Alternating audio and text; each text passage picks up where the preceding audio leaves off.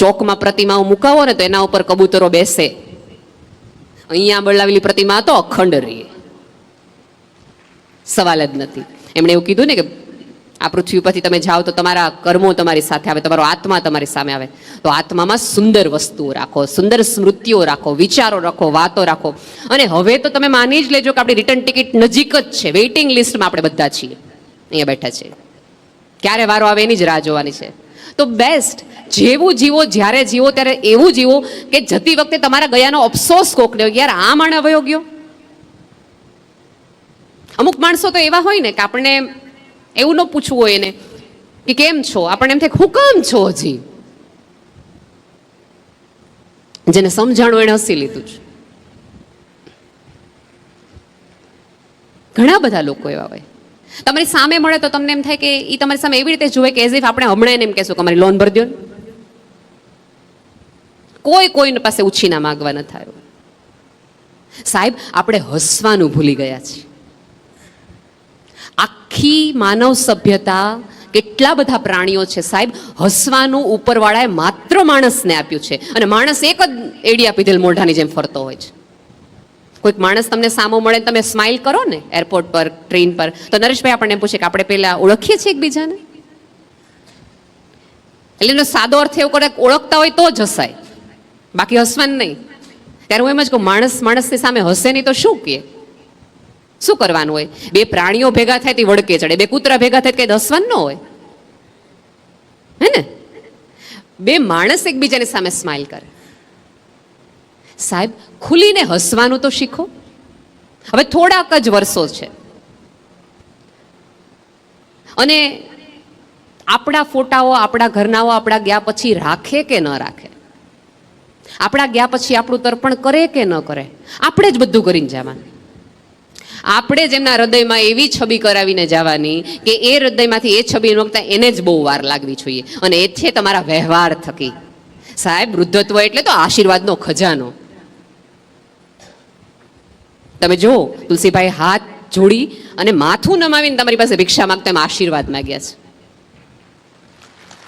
એનો અર્થ એ છે કે આ પૃથ્વી પરની સૌથી મૂલ્યવાન વસ્તુ એ છે કે તમે પાસે ગમે એટલું હોય પણ તોય તમારી પાસે ન હોય, કોકના દિલથી નીકળે તો તમને મળે. અને આપણી તો સાદી દલીલ છે, કોકની આંતરડી ઠારી હશે તો તમારું ઠારવા વાળો ક્યાંય તમને જગમગો રાખશે. સીધી. અને મેં કીધું એમ, અહીંયા બેઠેલા કોઈ વ્યક્તિઓ એટલા ગરીબ તો હોય જ નહીં કે તમે કોઈને સ્મિત પણ ન આપી શકો, કાંઈ ન કરી શકો તો કોકને રડવામાં મદદ તો કરો કે કોઈ માણસ હળવો થાય. આ પૃથ્વી પર અત્યારે સૌથી વધુ જો કમી હોય તો એકબીજાનો ભરોસાની છે. મેં કાલે જ હું સૌજીભાઈ અહીંયા બધા બેઠા હતા ત્યારે વાત કરતા હતા કે સૌથી વધુ અછત છે એ ભરોસાની છે. આપણે કોઈ ઉપર ભરોસો મૂકી શકીએ એવો માણસ નથી, એવું બધા કહે. ત્યારે મને એવું જ થાય કે હું કોઈકનો એવો ભરોસો ન બની શકું. એ કોઈક માણસ મારા ઉપર તો ભરોસો કરી શકે? 100 માણસો ખરાબ છે પણ એમાંથી 99 હું છું, હું નથી ખરાબ. એટલું તો આપણે જીવી શકીએ, એટલું તો આપણે કરી શકીએ કે નહીં? પણ આપણે ક્યાંક એ પણ કરવામાં ચૂકી જતા હોઈએ છીએ. સવારે જાઓ તો 100% તમને બંનેને સાથે બેસાડવાનું કારણ એ છે કે તમે ભૂલી ન જાઓ કે હવે તમારી પાસે સાથના બહુ એટલા બધા સમય નથી. જ્યારે પણ રાત્રે સુવો ત્યારે એકબીજાના માથે હાથ ફેરવીને સુવો, કારણ કે કાલ સવારે એ આંખ એ તમારા પાસે નહીં કાકા, પોતાને પત્નીને એમણે એમના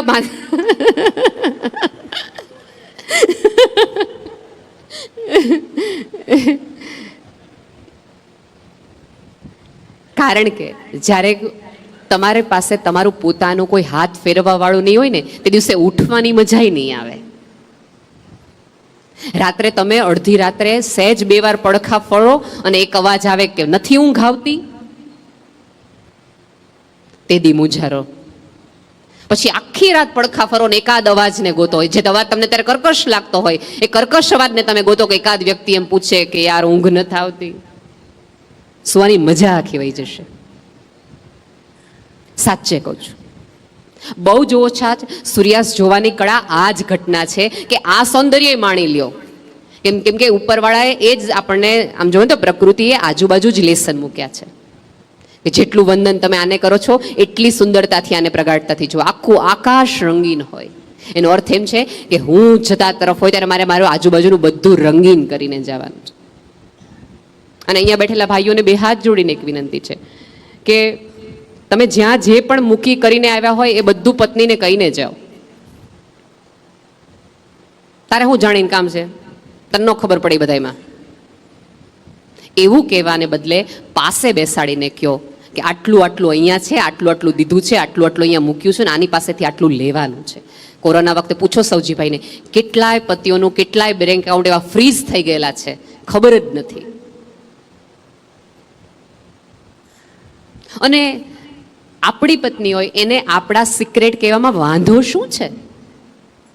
સાહેબ, સૌથી વધુ તમે ધન્યવાન ને મૂલ્યવાન થાવ એની પ્રાર્થના તમારી મમ્મી પછી કોઈ કરી હોય તો એ તમારી પત્નીએ છે. એ શુક્રવારનું વ્રત જ્યારે વૈભવ લક્ષ્મીનું કરે છે ને ત્યારે ઘરમાં લક્ષ્મી આવે એની માટે કરે છે. એમ નથી કહેતી કે મારું લોકર ભરાઈ જાય. એને આપણે ન કહી શકીએ. ભાભીએ હમણાં મને બહુ સરસ વાત કરી, ગૌરી ભાભી મને કે પદ્મશ્રી તો મળી ગયું છે, મારી માતા જે ઉપરવાળાને પ્રાર્થના છે ને એટલો સાથ આપવો છે કે એમને ભારત રત્ન મળે. સાહેબ, પતિના સન્માને મોટી થતી સ્ત્રીની સભ્યતામાં આપણે રહીએ છીએ. થોડી શ્રદ્ધા એ વ્યક્તિમાં પણ રાખો અને મૂકો અને સાચવેલી રાખો. બહેનો તમે જો હસતા શીખી ગઈ છે, ભાઈઓને હજી તમારે થોડીક સૌજીભાઈ પ્રેક્ટિસ કરાવવી પડશે. એટલે 2 દિવસની તમે એક એવી જાત્રા કરજો જેમાં ભાઈઓ જોઈએ અને ભાઈઓને શીખવો કે તમારે જેવું હળવું કેવી રીતે રહેવાય. તકલીફ છે ભાઈઓમાં. એવું થયું છે કે જીવન આખી જવાબદારીના બોજ નીચે ખભા એટલા બધા નમી ગયા છે, એટલા બધા નમી ગયા છે.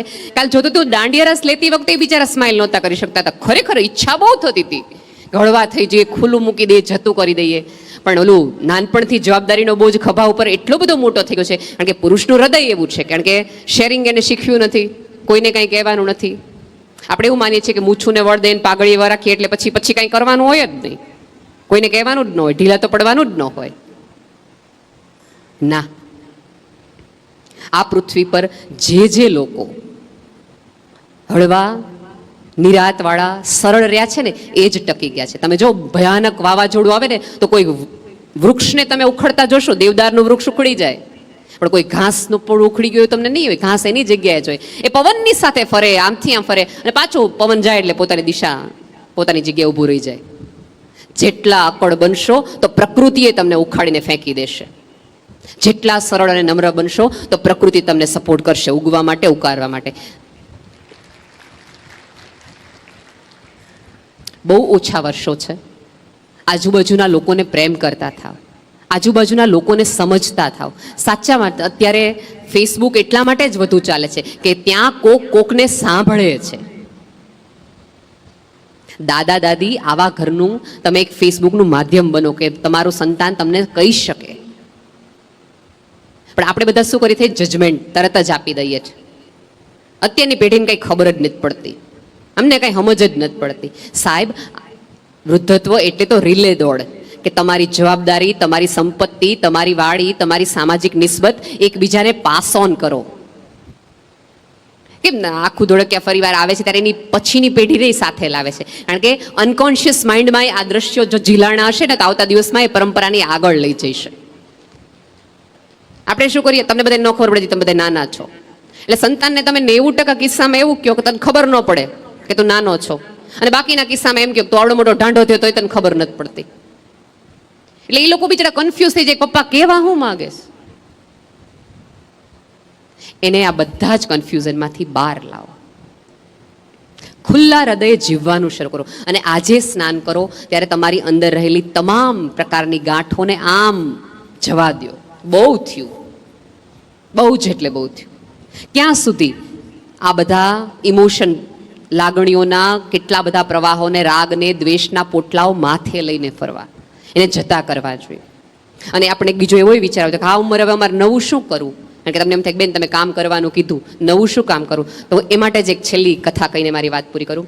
કાશ્મીરમાં એક બહુ જ સરસ પાર્ક છે, બહુ જ સુંદર પાર્ક, જ્યાં વિશ્વના બહુ જ બધાના ફૂલો થાય છે. એ સ્ત્રીનો પતિ ગુજરી જાય છે, સંતાન છે નહીં, એટલે પછી રોજ ડિપ્રેશનમાં આવી જાય, તકલીફમાં આવે છે, મૂંઝવણમાં આવે છે કે શું કરું શું કરું. પછી એક વખત એક સરસ મજાના ફૂલોની ગાંઠ એક નર્સરીમાંથી લાવે છે. 2 દિવસ પછી ફૂલ બહુ સરસ આવે છે. એ ફૂલ જોઈને એને જ બહુ મજા આવે છે.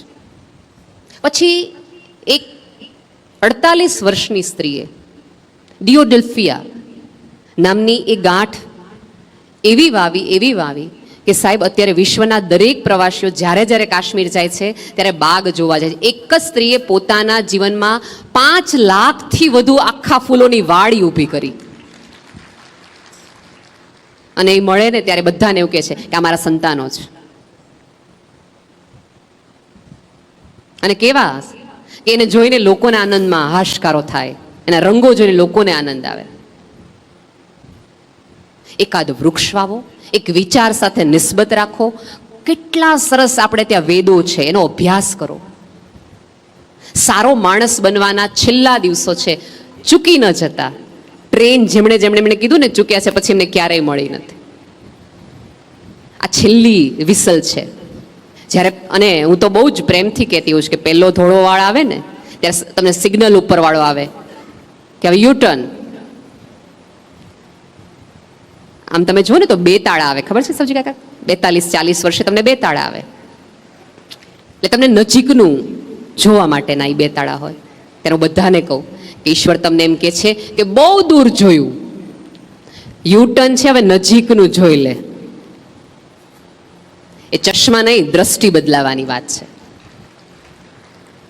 અને ઈશ્વરની આ બેંકમાંથી જવાની તમે આખી જુવાની આમ જમા કરાવો ને દોસ્ત, ત્યારે વૃદ્ધત્વ તમને મળે.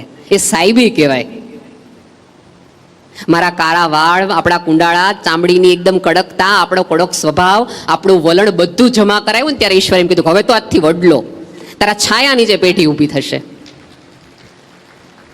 આવતી પેઢીને પ્રેમ કરો. કારણ કે આપણે જ્યારે નાના હતા ને ત્યારે એ પેઢીને આપણાથી ફરિયાદ હતી જ તે.